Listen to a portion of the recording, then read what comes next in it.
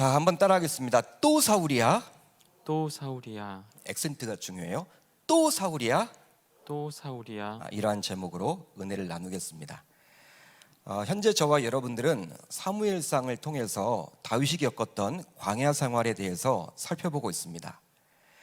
다윗이 광야에서 보낸 기간에 대해서는 우리가 정확하게 알 수는 없어요. 성경에 정확하게 몇 년이다, 몇 개월이다 나와 있지 않기 때문에 알 수는 없지만 성경 학자들에 따르면 대략 약 10년 정도였을 것이다 라고 추측을 할 수 있습니다. 학자들이 그렇게 이야기를 하더라고요. 10년 정도다. 10년이라는 세월은 결코 짧은 기간이 아니기 때문에 다윗은 광야에서 도망자 신세로서 하루하루 생존의 위협을 느껴가면서 하루하루 힘겹게 살아가야만 했습니다. 우리가 보통 광야 생활을 해보지 않았기 때문에 모르겠지만 누군가에게 쫓김을 당한다. 쉽지 않겠죠. 또 먹고 살 것도 걱정이 되잖아요. 오늘은 먹었는데 내일 뭘 먹으면 좋을까? 염려, 걱정, 근심이 많은 시기 아닙니까? 이 광야 생활을 10년 동안이나 했다라는 사실이에요. 보통 우리는 다윗이 거인 골리앗을 이겼고 후에 왕이 되어서 그리스도를 예비한 영광스러운 모습만을 떠올립니다. 그것만을 보통 기억을 하죠. 하지만 그런 왕이 되기까지 많은 고난을 겪어야만 했던 것을 종종 잊곤 살아가요. 그러나 하나님께서는 다윗을 크게 사용코자 그에게 여러 시련을 허락해 주셨어요. 따라서 우리는 이런 다윗의 광야 생활을 통해서 하나님께서 다윗을 어떻게 왕으로 만들어 가시는지에 대해서 놓쳐서는 아니 되는 것이죠. 우리가 여러분 이렇게 지금 광야 생활을 살펴본단 말이에요. 계속 이야기가 반복이죠. 비슷한 이야기가 계속 나오죠. 근데 이게 바로 우리의 인생이란 겁니다. 우리의 인생임을 지금 보여주고 있는 거예요. 그러니까 다윗이 하나하나 지금 건너가고 있지 않습니까? 지금 하나의 그런 어려움을 이겨내고 또 다른 어려움을 이겨내고 또 다른 어려움을 만났을 때 이겨내는 그 장면들을 통해서 우리도 그렇게 살아가야 한다라는 것을 지금 강조해주고 있는 거예요. 여러분, 저와 여러분들도 진짜 다윗처럼 인생에서 수많은 고난들을 만나죠. 고난의 연속이죠. 이제 우리가 찬양 이제 할 텐데 말씀 이후에 찬양을 할 텐데요. 어떤 찬양이냐면 고단한 인생길로 시작하는 찬양입니다. 고단한 인생길. 그러니까 우리 인생이 바로 고단하다라는 것이죠. 그냥 행복하면 좋을 텐데 그 행복보다도 고단한 것들이 너무나 많다라는 거예요. 즉 끊임없이 반복되는 고단한 일들을 저와 여러분들을 만나게 됩니다. 그러다 보니 이 시련 때문에 얼마나 힘이 드는지 몰라요. 여러분, 인생 살아가는 거 힘듭니까? 힘들지 않습니까? 힘들죠. 어렵습니다. 그냥 하루하루 살아가는 것 자체가 힘든 경우들이 얼마나 많은지 몰라요. 물론 행복한 분들도 있겠지만 그 행복하다면 참 감사한 일이죠. 그렇지만 많은 분들이 너무나 힘에 겨워한다는 거예요. 더욱이 다윗처럼 우리는 계속 반복된 문제를 접하기도 하죠. 그 문제가 뭐 자녀의 문제이건 건강의 문제이건 아니면 재정의 어려움이건 여러 가지 아무튼 만나요. 이게 반복된단 말이에요. 그렇다면 다윗이 반복적으로 겪어야만 했던 시련은 무엇이었습니까? 다윗이 반복적으로 겪어야만 했던 시련은 뭐예요? 바로 다윗을 잡아 죽이려는 사울의 끊임없는 추격이었죠. 사울이 그렇게 다윗을 죽이려고 했단 말이에요. 끊임없이 추격을 하잖아요. 그것이 계속 반복되어 나타납니다. 10년 동안 그런 삶을 다윗은 살았다라는 거예요. 지지난 주일에 살펴봤지만 사무엘상 24장을 보게 되면요, 이런 사울의 추격이 모두 끝난 것만 같았어요. 24장을 쭉 읽어보면요, 야 이제 더 이상 다윗은 도망치지 않아도 되겠구나, 이렇게 느낌이 올 정도로 그런 사건이 있었습니다.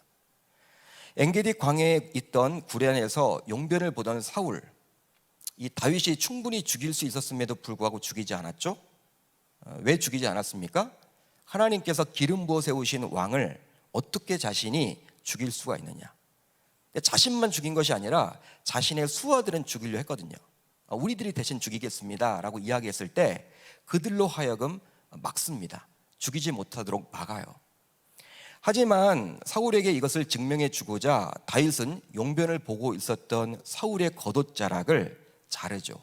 그리고 후에 그것을 흔들면서 보여줘요. 멀리 떨어진 상황에서. 그랬더니 사울은 이제 다윗의 그런 사실에 감격을 해서 자신의 잘못을 인정하고 다음과 같은 고백까지 하게 되었습니다. 제가 그 내용을 읽어드릴게요. 사울이 이르되 내 아들 다윗아 이것이 내 목소리냐 하고 소리를 높여 울며 다윗에게 이르되 나는 너를 학대하되 너는 나를 선대하니 너는 나보다 의롭도다. 내가 나 선대한 것을 오늘 나타냈나니 여호와께서 나를 내 손에 넘기셨으나 내가 나를 죽이지 아니하였도다. 사울은 자신의 주변에 자신을 따르는 군사들이 있었습니다. 군사들이 있었음에도 불구하고 혼자 상태가 아니었거든요. 3,000명이 있었거든요. 그럼에도 불구하고 왕의 체면도 잊은 채 울면서 다윗의 선대를 축복하고 다윗이 자신보다 의롭다라고 공개적으로 선언을 했어요. 다윗과 1대1 상태에서 이야기한 것이 아니라 사울이 3,000명이 둘러있는 자신의 주변에 3,000명이나 되는 많은 군사들 앞에서 왕의 체면도 잊은 채 엉엉 울면서 그래 너는 나를 죽일 수가 있었는데 야 참 너 대단하다. 참 너 대단하구나. 이제 앞으로 너 쫓지 않을게. 내가 잘못했어. 앞으로 너 쫓지 않을 거야. 내가 여기 왜 와 있는지 모르겠다. 부끄럽다. 여러분 너는 나를 이렇게 선대했는데 너 축복받아라.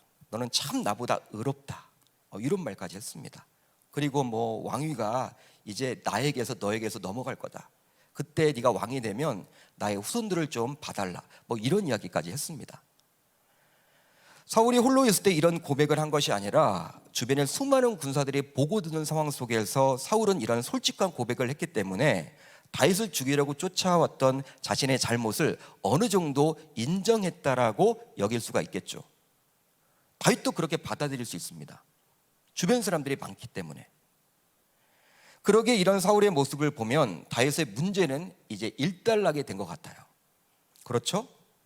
쫓김을 당했는데 이제 추적을 하지 않겠다라고 24장 하반절을 보면 나와 있기 때문에 야 이제 다윗은 광야 생활을 청산해도 좋겠다라고 생각해 볼 수가 있겠죠. 그런데 오늘 우리가 살펴볼 26장 안으로 들어가 보면 사울은 언제 그랬냐는 듯 또다시 3,000명의 정예군을 동원해서 다윗을 잡고자 다윗이 있는 광야로 군사를 몰고 옵니다. 반복된 일이 또 일어나는 거예요. 비슷한 일이 또 일어나는 거예요. 지금 같으면 권력 남용죄로 처벌받을 수 있기 때문에 말이 되지 않는 거예요. 말이 되지 않습니다. 아무리 왕이라고 하지만 개인적인 이 원수를 갚고자 군사 3,000명을 개인적으로 동원했다? 이건 지금 같으면 법에 걸려요. 권력 남용죄. 정치인들이 많이 지금 그것 때문에 구속도 당하고 그렇죠. 하지만 당시는 절대 왕정 국가였기 때문에 왕이 곧 나라 아닙니까? 국가 아닙니까? 왕의 원한은 곧 국가의 원한 이런 이꼬르가 되기 때문에 왕의 개인적인 원한을 갚고자 그 많은 군사가 동원되어서 이렇게 지금 다윗을 쫓고 있는 거예요. 따라서 오늘 말씀을 보게 되면 다윗의 문제는 다시금 수면 위로 올라오고 있음을 엿볼 수가 있어요. 꺼졌다가 다시금 올라오고 있는 것이죠. 다시금 사울에게 쫓김을 당하게 된 거예요. 그렇다면 이 시점에서 이런 생각을 해볼 수도 있겠죠. 야, 그렇다면 24장에서 그렇게 눈에 눈물을 글썽이면서 했던 그것은 과연 뭐란 말이냐? 사울이 그렇게 자신의 잘못을 인정했는데 그럼 어떻게 그것을 우리는 생각을 해야만 할까? 분명히 이렇게 잘못했다고 했는데 잘못했다고 해놓고 나서는 오늘 말씀을 보게 되면 어떻게 이렇게 또 이렇게 달라질 수가 있는 것일까? 전혀 어떻게 변화가 없지? 여러분 이런 것들을 보면서 24장에 나와 있는 그러한 사울의 말은 과연 우리가 어떻게 해석을 해야 될까? 의문을 갖게 되는 거죠. 여러분 우리가 어떻게 바라봐야 합니까? 바로 진정한 회개가 아닌 인간적인 반성으론 언제까지 죄성이 반복적으로 일어날 수 있다는 사실을 저와 여러분들은 깨달아야 합니다. 따라서 사울은 입으로는 하나님을 언급하고 있죠. 하나님을 찾고 있습니다. 하나님 앞에서 자신이 회개하는 것처럼 보여요. 그렇지만 입술의 고백은 그럴지언정 진정한 회개를 한 것이 아니라 그냥 인간적으로 반성하고 있음을 알 수 있는 거예요. 그러니까 24장에 나와 있는 이 사울의 이야기는요, 회개가 아닙니다. 진정한 회개라고 볼 수 없고 반성이라는 거예요.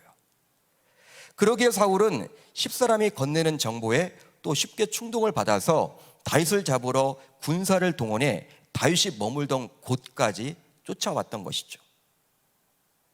이렇듯 하나님께서 주신 은혜 속에서 하게 되는 진정한 회개와 인간의 결단과 다짐 속에서 하게 되는 반성은 결과적으로 큰 차이를 만들어냄을 알 수 있는 거예요. 끝이 달라요. 과정은 비슷합니다. 눈물도 흘려요. 그러니까 여러분, 우리가 어떤 것들을 회개한다고 할 때 이게 진짜 반성 차원인지 회개인지 정확하게 아셔야 돼요. 살펴봐야 돼요. 똑같이 여러분 하나님 앞에서 합니다. 하나님을 끄집어내요. 하나님 이야기를 합니다. 그리고 나서 눈물도 흘려요. 근데 그게 진짜 회개냐 아니면 인간적인 반성이냐 구분을 하실 줄 알아야 한다는 것이죠. 따라서 우리가 어떤 죄의 유혹에 빠져서 헤어나오지를 못하고 계속해서 죄를 반복해서 지는다면, 여러분, 우리가 어떤 회개를 하면 다른 죄는 지을 수가 있어. 근데 계속해서 반복해서 죄를 지으면요, 똑같은 죄를 계속 짓잖아요. 어떤 분들을 보면 자기가 회개했다고 하면서도 그건 회개가 아니에요. 그건 회개라고 볼 수 없습니다. 그냥 인간적인 반성 정도라는 것이죠. 즉 반성은 일종의 후회하는 감정입니다. 사람이 반성하는 것은요, 야, 내가 왜 여기 와 있을까? 내가 왜 이런 다윗을 쫓는 거야? 아, 후회된다. 이게 바로 반성이에요. 이 정도가. 그러니까 반성은 일종의 후회하는 감정으로서 어떤 감정과 분위기와 정에 이끌려서 하는 것이라면, 회개는 주변 환경에 이끌려서 하는 것이 아니라 하나님 앞에서 자신의 죄를 철저하게 토설하는 것이라 할 수 있는 거예요. 여러분, 이 회개는요, 하나님이 주시는 마음이에요. 하나님이 마음을 주셔야지만 할 수가 있습니다. 그러니까 우리가 강단에서 여러분 회개합시다 라고 이야기해도 진짜 회개를 하는 분도 있는 반면에 회개하는 척 하시는 분들도 있다는 거예요. 왜? 하나님이 마음을 주시지 않으면 절대 회개는 일어날 수가 없습니다. 그러니까 그것도 은혜라는 거예요. 여러분, 우리가 진짜 회개를 하면요, 이제 변화가 돼요. 사람이 변화가 됩니다. 회개라는 게 돌이킬 회자에 고칠 게. 그러니까 고치는 게 있어야지만 바로 회개예요. 근데 그게 없이 계속해서 반복적으로 죄를 짓는다? 회개하는 척 반성한 거예요. 진짜 회개를 한다 그러면요, 그 동일한 죄를 지을 수가 없습니다. 그러니까 여러분, 24장에서 사울이 눈물을 콧물을 흘리면서 이 다윗에게 여러 사람들 앞에서 너 이제 잡지 않을게, 너 쫓지 않을게, 그렇게 했던 것들은 진정한 회개라고 할 수 없는 거예요. 가소로운 거예요. 가식적인 거예요. 반성한 거예요. 후회한 거예요. 다짐한 거예요. 그러니까 또 어떤 충동을 만나게 되었을 때 다시금 여러분 그렇게 다윗을 쫓는 그런 불행한 일을 반복하고 있는 것이죠. 결과적으로 이제 다시 말씀 안으로 들어가 보면 다윗은 사울의 추격을 다시금 받게 되었어요.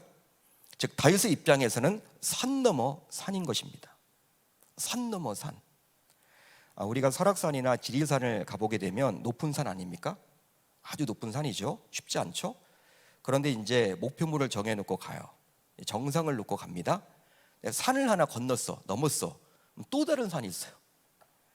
이게 여러분 몇 번 반복돼야 돼요. 반복. 산 넘어 산인 거예요. 분명히 앞에 보이는 이 산만 넘으면 정상이 올 것 같아. 넘었더니 또 산이 있는 거야. 물어보니까 이 산 또 넘어야 된다는 거예요. 그걸 넘었더니 또 보여요. 그러니까 여러분, 이게 바로 우리 인생이라는 거예요. 우리의 고난이라는 거예요. 아마도 다윗은 오늘 말씀의 제목과 같이 오늘 말씀에서 26장에서 딱 이렇게 사울이 쳐들어왔다, 우리를 지금 또 쫓으러 왔다, 이런 이야기를 들었을 때 오늘 말씀의 제목같이, 야, 또 사울이야? 또 사울이 나를 찾으러 왔단 말이야? 또 사울이 왔어? 진짜 맞아? 사울 맞아? 잘못 봤겠지. 24장에서 그렇게 나에게 눈물골물 흘리면서 나를 쫓지 않겠다라고 다짐까지 했는데 그거 하나님 앞에 회개한 거 아닌가? 다윗은 아마 여러분 헷갈릴지도 몰라요.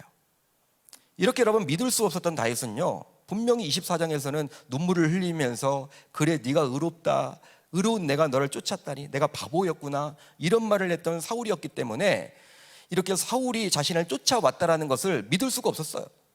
그래서 오늘 말씀을 보게 되면 정탐꾼을 보내죠. 확인해 보라고. 정탐꾼이 다녀와서 하는 말이 뭐예요? 진짜 사울이 3,000명의 군사를 데리고 자신을 쫓으러 왔다는 거예요.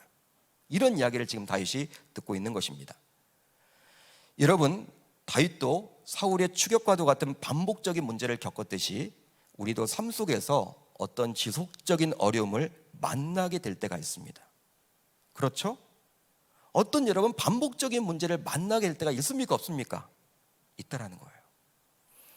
여러분, 오늘은 그런 상황 속에서 신자인 우리가 어떻게 대처하면 좋을지 한번 성경적인 답을 한번 얻고 돌아갔으면 좋겠어요.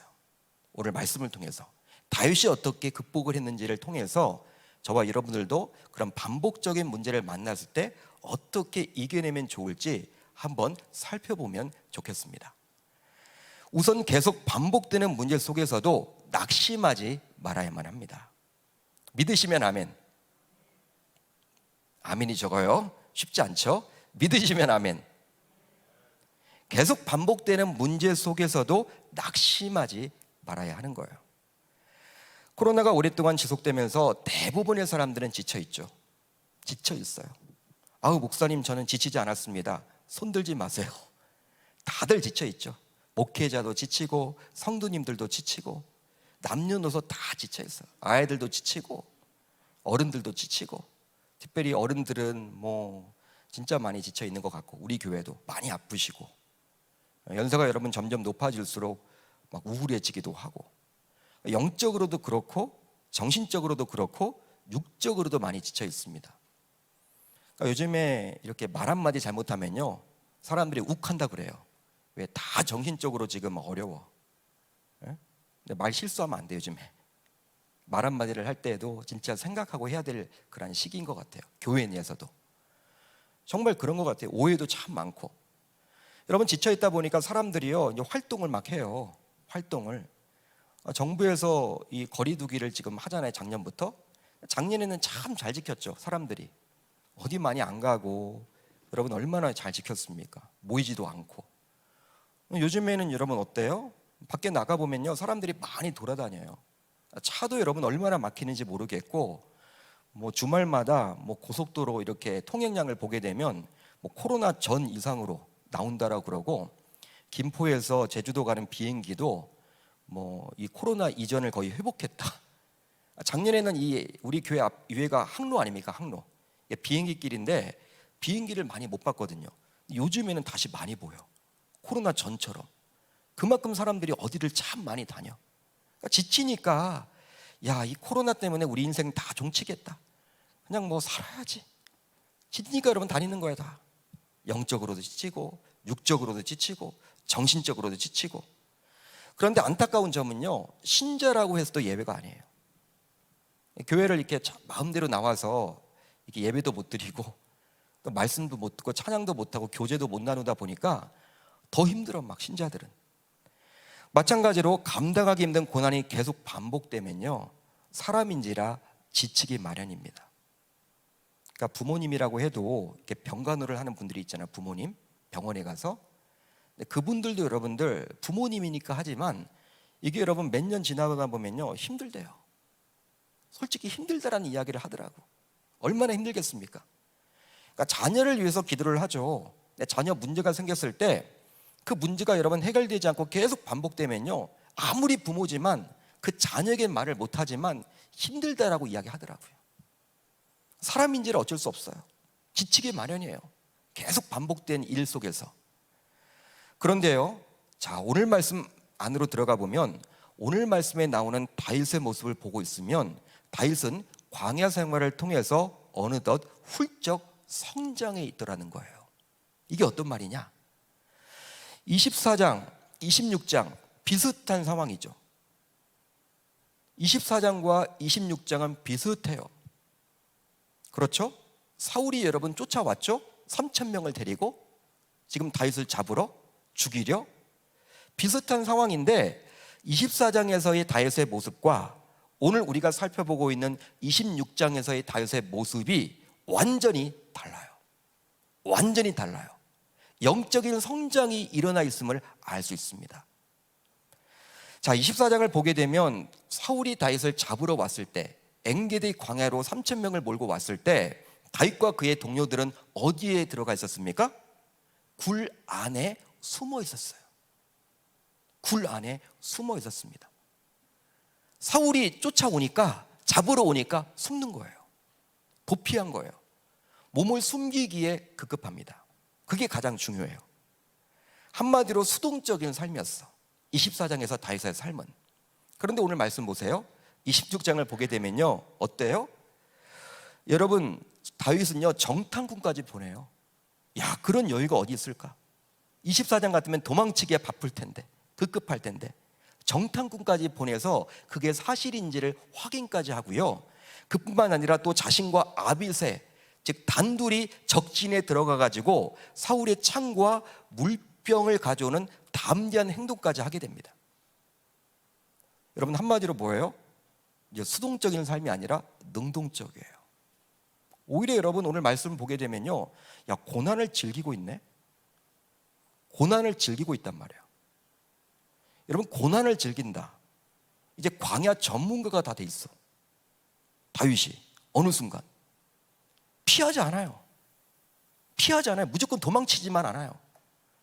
맞설려고 해요. 오히려 여러분, 사울 앞에 다가가요. 놀랍지 않습니까, 여러분? 24장과 26장의 차이예요. 다윗이 그만큼 지금 성장해 있는 거예요. 따라서 이런 다윗처럼 우리도 계속되는 고난 속에서도 결코 낙심해서는 아니 되겠습니다. 생사의 갈림길인 광야 생활을 계속해야만 했고, 실제 그렇게 살도록 만든 장본인이었던 사울이 자신을 직접 잡으러 왔지만 다윗은 결코 흔들리지 않았고 매사 모든 일에 적극적이고 능동적으로 대처를 해나갔죠. 오늘 말씀을 보게 되면 이런 다윗의 모습을 저와 여러분들은 닮아 나가야 할 줄 믿습니다. 그렇습니다. 어떤 반복적이고 지속적인 문제를 만나게 되었을 때 우리는 지쳐 낙심하지 말아야 돼요. 오히려 그런 상황을 보면서 야고보서의 말씀을 기억해야만 합니다. 우리 이 말씀을 한번 같이 읽어봅니다. 시작. 내 형제들아, 너희가 여러 가지 시험을 당하거든 온전히 기쁘게 여기라. 이는 너희 믿음의 시련이 인내를 만들어내는 줄 너희가 알미라. 인내를 온전히 이루라. 이는 너희로 온전하고 구비하여 조금도 부족함이 없게 하려 함이라. 그렇습니다. 이 말씀처럼 야고보 기자의 권면처럼 우리 신자들은 반복적인 시련을 통해서, 어떤 지속적인 시련을 통해서 인내를 온전히 이룰 수 있어야 하는 거예요. 보통 이 시대 사람들의 트렌드는요, 반복을 싫어하고 지루해하죠. 반복을 싫어합니다. 그리고 지루해합니다. 뭐라 할까요? 쉽게 실증을 낸다 할까요? 실증을 내기 쉬워요. 어떤 여러분 계속 반복적으로 시키면요, 싫다고 그래요. 사람들이 다 싫대요.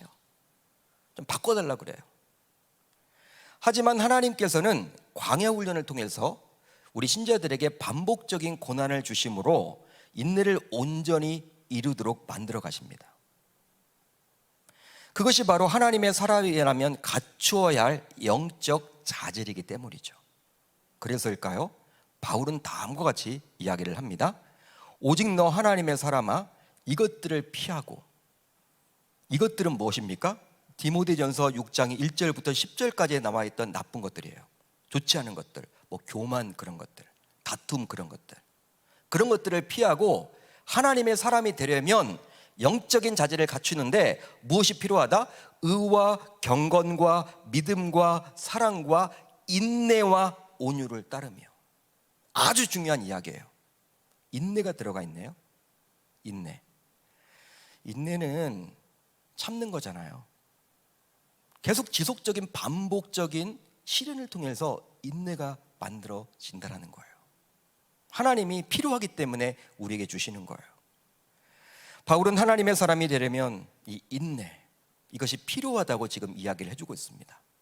따라서 다윗처럼 저와 여러분들도 지속적으로 힘든 상황에 노출되어 있더라도 결코 그런 상황에 지치지 마시고 또 낙심하지 마시고 오히려 인내를 온전히 이루어서 하나님의 사람으로서 든든히 서 나아갈 수 있기를 바랍니다. 그러게 정말 힘들고 지치기 쉽지만 이런 상황을 허락하신 하나님의 절대 주권을 기억하며 인내를 온전히 이루어 나가는 저와 여러분들 모두 다 되실 수 있기를 우리 주님의 이름으로 축원합니다. 축원합니다. 하나님의 절대 주권이죠. 나에게 왜 이런 일이 계속 벌어질까? 코로나도 여러분들 이거 하나님의 절대 주권 아닙니까? 끝은 하나님만 아세요. 끝은 하나님만 아신다니까요. 아무리 정부 방역 전문가 몰라요. 우리가 상반기까지만 하더라도 뭐 집단 면역이 뭐 된다 했는데, 여러분 이 뭐 백신 다 맞는다고 해도 이게 되겠습니까? 뭐 변이가 생긴대, 변이가. 안 될 것 같아. 뭐 어떻게 될지 모르겠어. 답답하죠, 힘들죠, 어렵죠. 그러니까 사람은 여러분 한계가 있는 거예요. 하나님의 절대 주권 속에서 이루어지는 거예요. 이 코로나뿐만 아니라 우리가 신자잖아요. 하나님 믿잖아요. 하나님의 자녀잖아요. 우리에게 허락하신 이러한 고난, 반복적인 어려움, 하나님의 절대 주권 속에서 바로 우리를 다듬어 가시면서 우리로 하여금 인내를 온전히 이루도록 하기 위해 주신 것이다. 우리는 깨닫고 달려나가야 하는 것이죠. 여러분, 그렇다고 해서 어떻게 다윗은 그런 반복적인 어려움에 그렇다면 지치지 않고 이렇게 살아갈 수가 있었을까요? 우리가 이해는 돼. 아, 그렇구나. 끄떡끄떡은 해. 참 그렇지만 쉽지 않죠. 낙심이 여러분 없습니까? 지치지 않습니까? 우리는 지친단 말이에요. 낙심한단 말이에요. 다윗은 그렇지 않았단 말이죠. 그 차이가 무엇입니까? 바로 하나님으로부터 받았던 은혜를 기억하며 오늘을 살아가기 때문입니다. 한번 따라합니다. 하나님으로부터 받았던 은혜를 기억하며 오늘을 살아가기 때문입니다. 자, 24장과 오늘 우리가 살펴보고 있는 26장 사이에는 25장이 나옵니다. 이 부분이 중요하죠. 바로 지난주에 살펴봤지만 다윗은 자존심이 상한 나머지 분노의 칼을 들고 나발을 죽이겠다며 자신의 수하 400명을 무장한 채 나발을 죽이러 출발했죠. 분노의 칼을 들었어요, 다윗이. 하지만 하나님께서는 나발의 아내인 아비가일을 다윗에게 보내사 하나님의 마음을 다윗에게 전하게 되었고, 결과적으로 다윗은 나발을 죽이겠다라는 그 분노의 마음을 접어버립니다. 그렇다면 아비가일은 하나님의 마음을 전했는데 다윗에게 어떤 마음을 전했을까요? 바로 다음의 구절을 보면 알 수 있는데, 제가 읽어드립니다. 여호와께서 반드시 내 주를 위하여 든든한 집을 세우시리니 이는 내 주께서 여호와의 싸움을 싸우심이요 내 주의 일생에 내 주에게서 악한 일을 찾을 수 없음이니이다. 사람이 일어나서 내 주를 쫓아 내 주의 생명을 찾을지라도 내 주의 생명은 내 주의 하나님 여호와와 함께 생명사계 속에 쌓였을 것이요 내 주의 원수들의 생명은 물매로 던지듯 여호와께서 그것을 던지시리이다. 여호와께서 내 주에 대하여 하신 말씀대로 모든 선을 내 주에게 행하사 내 주를 이스라엘의 지도자로 세우실 때 내 주께서 무죄한 피를 흘리셨다든지 내 주께서 친히 보복하셨다든지 함으로 말미암아 슬퍼하실 것도 없고 내 주의 마음에 걸리는 것도 없으시리니. 지금 아비가일은, 나발이 아니었던 아비가일은 다윗에게 하나님의 음성을 전해주는데요, 여러분 이것을 요약하면 이런 말이에요. 당신은 하나님의 생명사계 속에 있는 존귀한 자입니다. 존귀한 자라는 거예요. 존귀한 자기 때문에 어떤 어려움을 만나든지 간에 하나님께서 당신을 지켜주십니다. 책임져 주실 것입니다. 그리고 당신은 존귀한 자이기 때문에 장차 이 나라 이 백성을 이끌어갈 위대한 종이 될 텐데, 위대한 왕이 될 텐데, 이 개인적인 원한을 직접 갚음으로 말미암아 그때 왕이 되어서 그것이 흠이 되지 않겠느냐, 후회되지 않겠느냐. 따라서 직접 원수를 갚지 말고 하나님의 심판에 맡기라, 그런 말이에요. 이런 아비가일의 말을 듣고 다윗은요 이제 분노의 칼을 다시 감췄죠. 휘둘리지 않고 그것을 여러분 칼집 안에 넣었어요. 현숙한 아비가일을 통해서 하나님의 이런 음성을 듣게 된 다윗, 결국 분노를 멈추고 하나님께 원수를 맡기게 되었는데요, 거기까지는 여러분 좋아요. 그런데 놀랍게도 열흘 뒤에, 그 사건이 일어난 이후 열흘 뒤에 하나님은 나발을 직접 심판하사 나발은 즉사를 하게 되었습니다. 나발은 죽게 되었어요. 하나님께 맡겼더니 하나님이 해결을 해준 거예요. 이때 다윗은 하나님께서 베풀어 주시는 그 놀라운 은혜를 직접 몸소 체험했죠. 야, 그렇구나. 하나님이 하셨구나. 하나님 앞에 맡겼더니 하나님이 문제를 해결해 주셨네. 내가 원수를 직접 갚지 않아도 하나님이 갚아주셨구나. 악인을 멸망시켜 주셨구나. 깨달은 거예요. 이런 직접적인 경험을 가졌기 때문에 26장에서도 다윗은 사울의 추격을 막게 되었지만 전혀 지치지 않고 낙심하지 않고 오히려 담대하게 이겨낼 수가 있었던 것입니다. 따라서 우리는 매일매일 하나님의 은혜를 구하며 살아가야만 할 줄 믿습니다.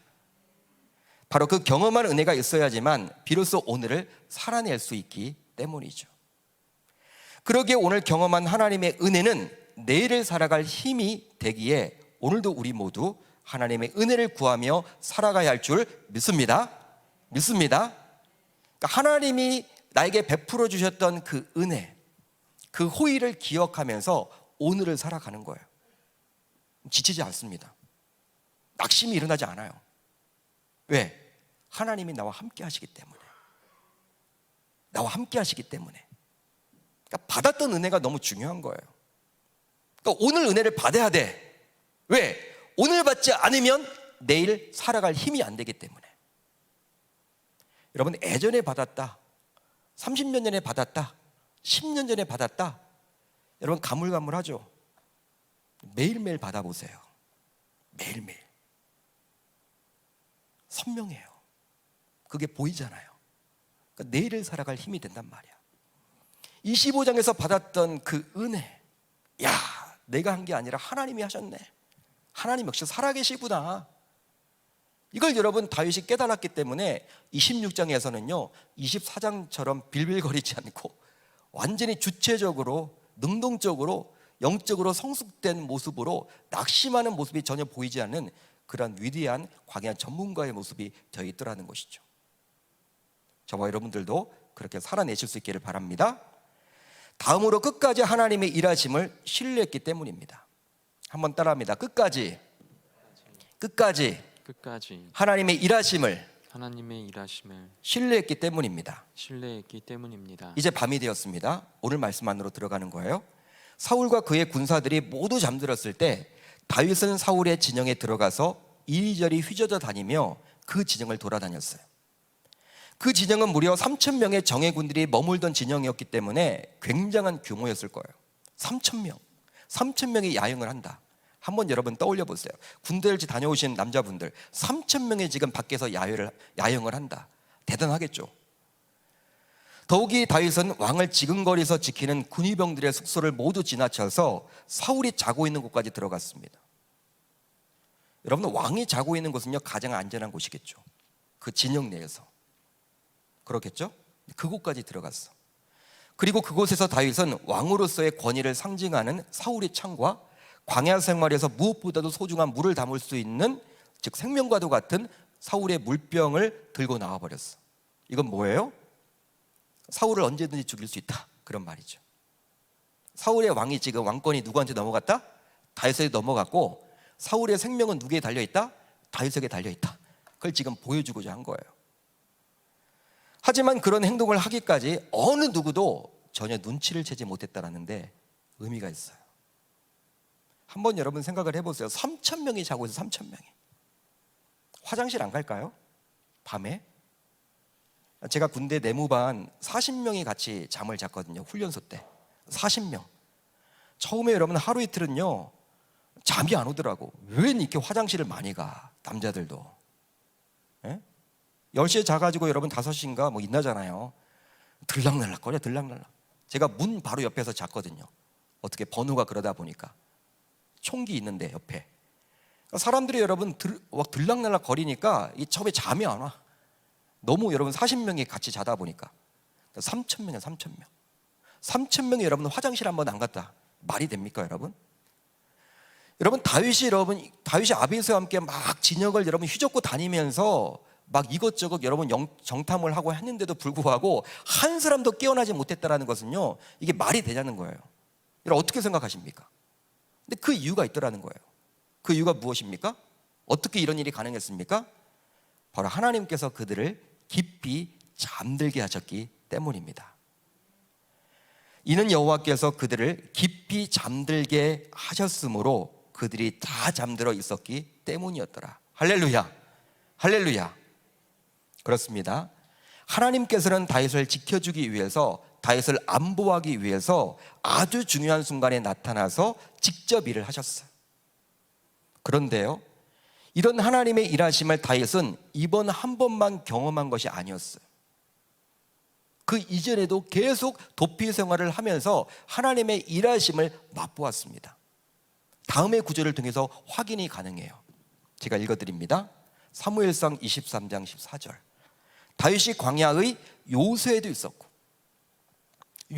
있었고 또 십광야 산골에도 머물렀으므로 사울이 매일 찾아다니되 하나님이 그를 그의 손에 넘기지 아니하시리라. 아멘. 하나님의 손에 달려있다. 삶과 죽음은 하나님의 손에 달려있다. 사울이 나를 잡으려고 해도 나는 잡히지 않는다. 하나님이 나를 넘기지 않은 한. 이런 배포, 영적 배포, 자신감을 그는 가지고 있었던 거예요. 그렇습니다. 다윗은 자신을 향한 하나님의 일하심을 전적으로 신뢰했어요. 그러기에 반복적인 사울의 추격에도 지치지 않고 이번에도 또 어떻게 하나님께서 일하실지를 오히려 기대까지 했단 말이에요. 하나님이 여러분 고난을 줘도 하나님이 어떻게 나를 피하도록 하실까 기대하는 마음을 갖게 되었다는 거예요. 영적 전문가죠. 영적인 전문가, 광야 전문가 다 되어 있습니다.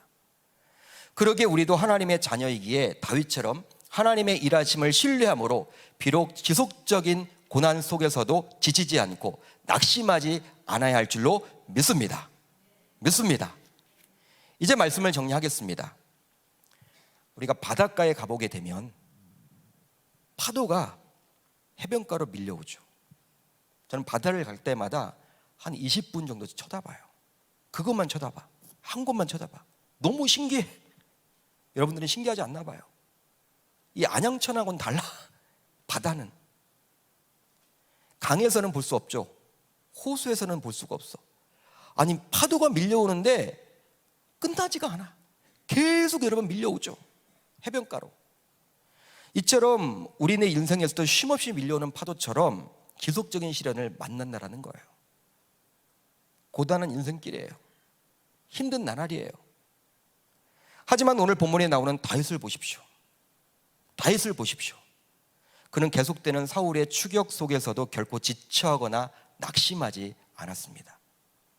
그 이유는 그동안 받았던 하나님의 은혜로 오늘을 살았기 때문이고 또 하나님의 일하심을 끝까지 신뢰했기 때문이었습니다. 이제 이런 다윗의 모습을 본받아서 우리도 반복되고 지루한 환난과 고난, 또 끝날 것 같지 않은 코로나 상황 속에서도 우리 모두 지치지 않았으면 좋겠고 또한 낙심하지 않았으면 좋겠습니다. 바로 하나님의 은혜와 일하심을 알기 때문이죠. 하나님의 은혜와 일하심. 여러분 우리가 기억한다면 이 코로나가 언제 끝날지 모르지만 우리는 지치지 않을 수 있어요. 낙심하지 않을 수 있다는 사실입니다.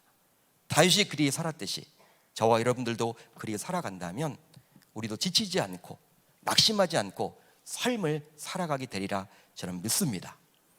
이제 그렇게 살아가겠더라고 다짐하고 결단하는 저와 여러분들이 다 되실 수 있기를 우리 주님의 이름으로 축원합니다.